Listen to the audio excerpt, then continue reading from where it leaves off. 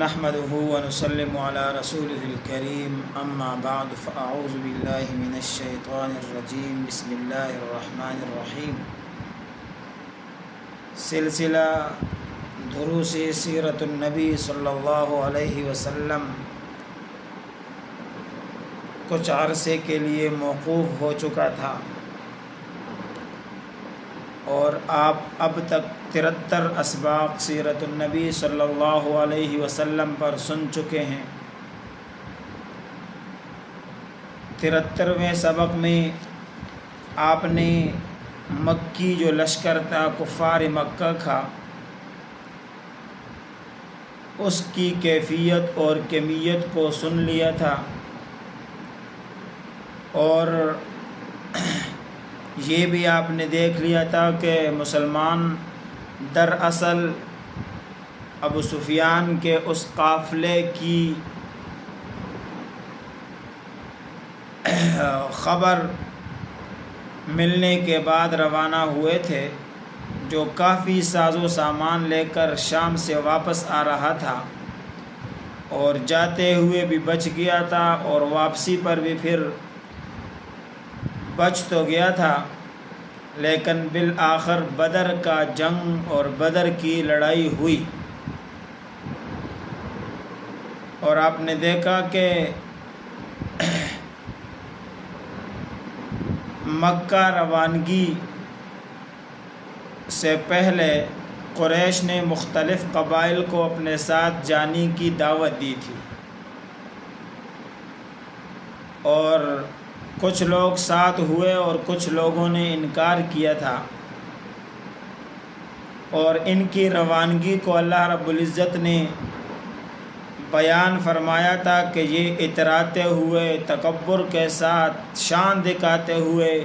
اور لوگوں کو اللہ کے دین سے روکتے ہوئے یہ مدینہ منورہ کی جانب روانہ ہوئے۔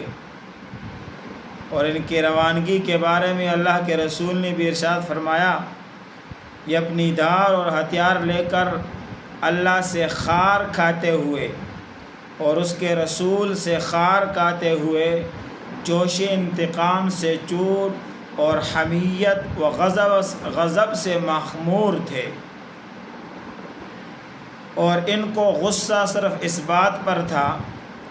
کہ رسول اللہ صلی اللہ علیہ وسلم اور اس کے صحابہ نے ان کے قافلے کے راستے میں رکاوٹ کیوں ڈالی ہے، یہ ہوتے کون ہیں کہ ہمارے قافلے کے راستے میں آتے ہیں۔ لہٰذا مسلمانوں کا قافلہ بھی ابو سفیان والے قافلے کے پیچھے مدینہ منورہ سے نکل چکا تھا، اور ادھر سے ابو سفیان کو پتہ چل گیا تھا، تو اس نے رخ تبدیل کرتے ہوئے وادی عصفان اور قدید سے گزر کر جحفہ پہنچے۔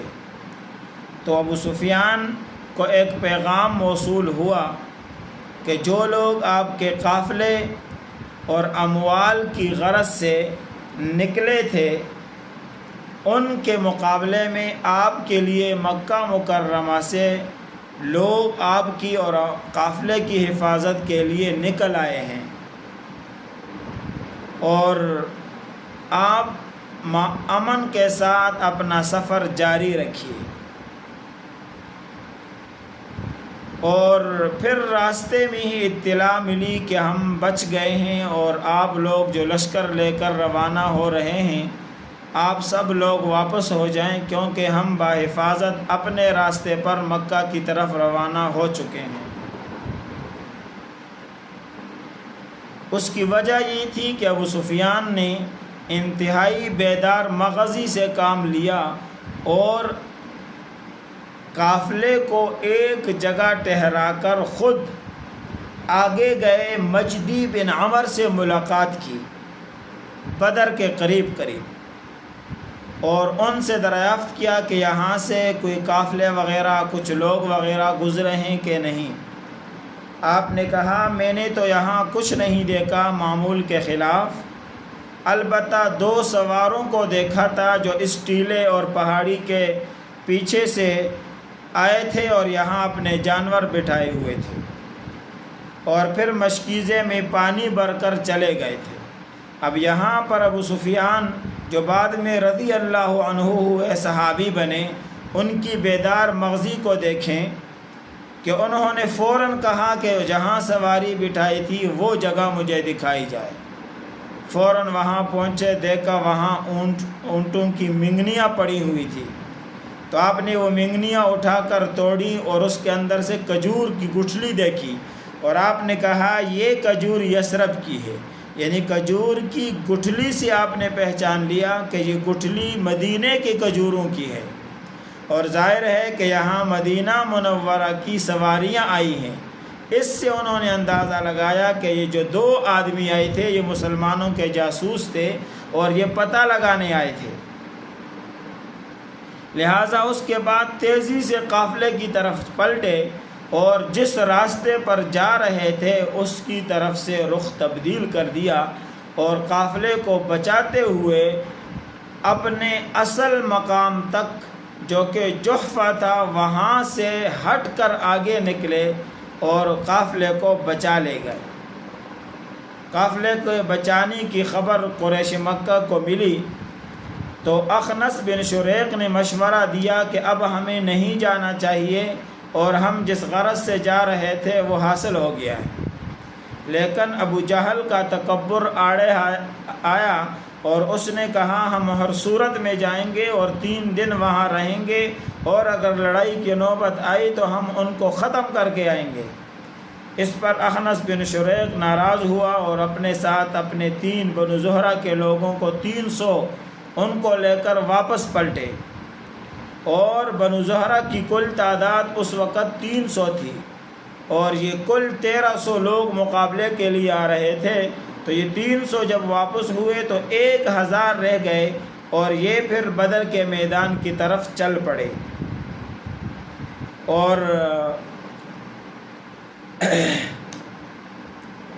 ایک آدمی اور تھا